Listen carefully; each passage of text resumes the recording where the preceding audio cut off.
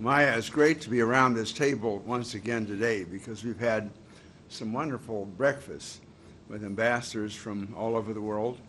I think in due course we will have a chance to visit with all of them.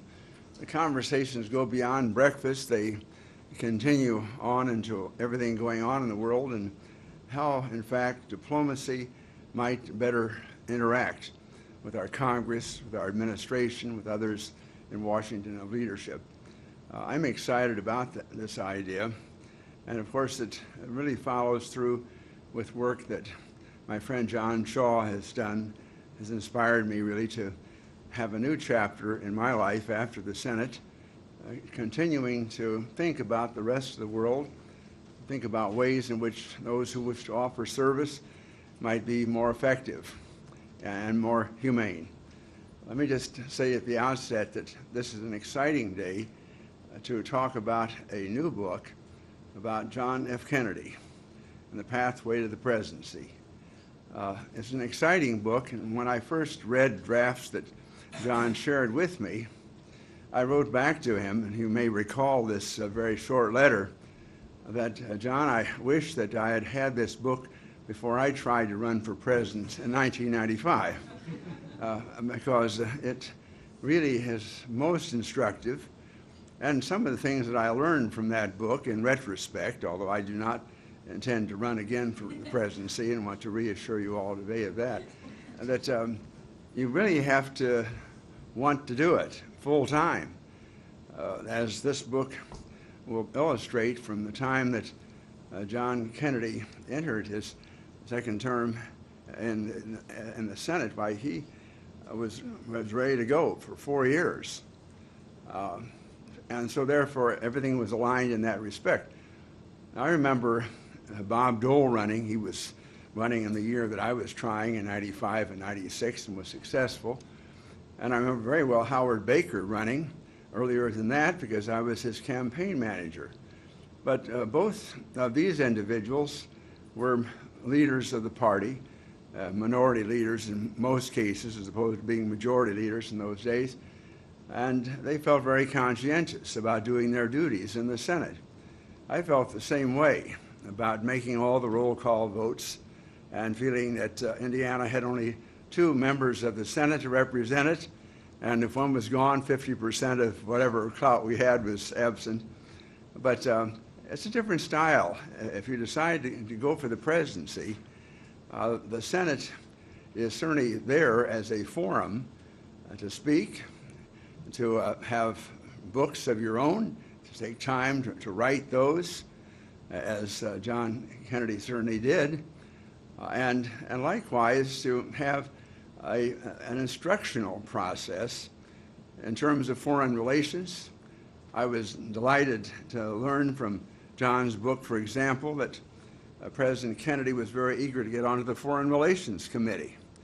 And it took him a while before his service, I think it was 4 years or so prior to, or after he came into the Senate, that Lyndon Johnson, who had at least the power to make these appointments, put him on the Foreign Relations Committee. Well, that gave me a good feeling that he was on the Foreign Relations Committee. But he was not there really to spend time grinding out legislation, having tens of hearings, I presume, for almost every ambassador from the United States to every country, or all the appointments to the State Department or so forth. As we celebrated the Foreign Relations Committee a couple of years ago, the Historical Society gave me an opportunity to point out that the Foreign Relations Committee holds more hearings, or at least did in those days, than any other committee. By the time it processes all of the personnel, but likewise all of the various things that are occurring in the world. President Kennedy certainly contributed to those activities, but this was not a preoccupation. What was on his mind was the presidency and how he was going to prepare, really, to be a great president, how he was going to prepare, in fact, to be a candidate who would have an opportunity, as a matter of fact, because he had already had an experience at the convention prior to the one in which he was nominated, in which he was almost the vice presidential nominee, And he was, I suppose, instructed by what occurred during that time not to at least go through the same traipses and the same mistakes again. Now, I don't want to tell the whole story of John's book before he has a chance to talk about it today, but I'm excited about it because it does really offer, as he suggests, a pathway to the presidency. Now, the facts are that, of course, historically, that only one other senator had gone directly from the Senate prior to that time, Warren Gamaliel Harding, and only one has subsequently, namely the president we now have, Barack Obama. I remember very well the first year that Barack Obama came to the Senate, and he was a faithful participant in our hearings. As a matter of fact, since he was the junior Democratic senator, and I was the chair at the time, and we would recognize a Republican and then a Democrat and a Republican and Democrat back and forth. Barack was the last one in the room by the time we finished. If it was a 2-hour hearing, almost everyone else had left, except the two of us. And so I once applauded him, really, for his diligence, his constancy in all of this. Well, he took me up on it because after I had made a complimentary remark in I gather, April or May of that year, he said, "Dick," he says, "I know you go to Russia every year. I'd like to go with you this year." And I was startled with his interest out of the blue, but I said, "Well, fine, let's do that." And so, as a matter of fact, the two of us went to Russia in August at a time of Senate recess, and on to Azerbaijan after that, and Ukraine, as a matter of fact. Now, I visited this past year Azerbaijan. They are well aware of the visit that we had, but certainly every picture that has Barack Obama in it has been elevated to a new status. People are very interested. Likewise, even an arms control situation out in Syrovatika in Russia has enlarged pictures of Barack Obama taking a look at missiles being chopped up in the process.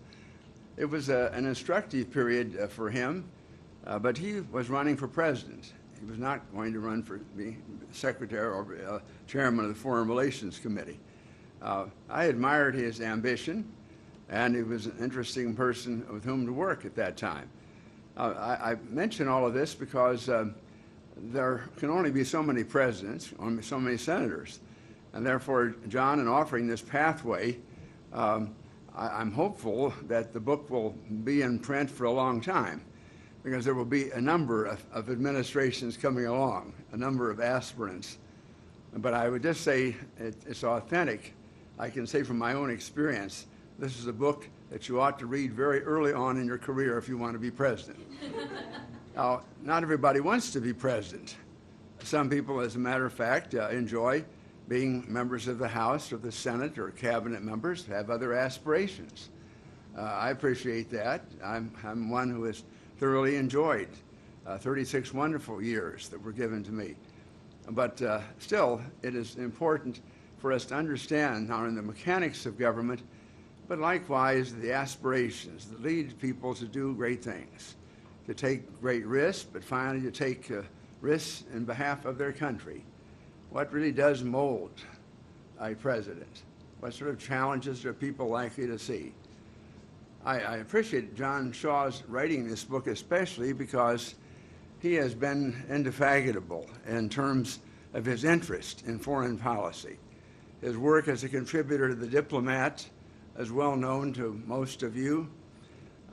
He has always been on hand, I found, in the subway of the Senate.